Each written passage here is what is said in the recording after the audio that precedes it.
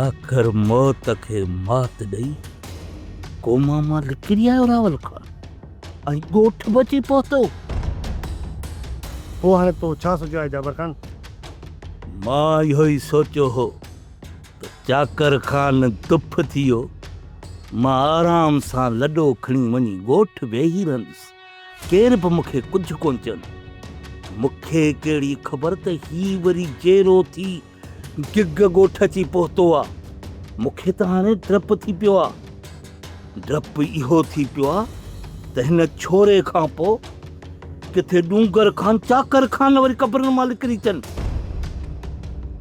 वाड़े छोरा तुंहिंजी हयाती, पर तोखे ही चापर किथे छॾींदो?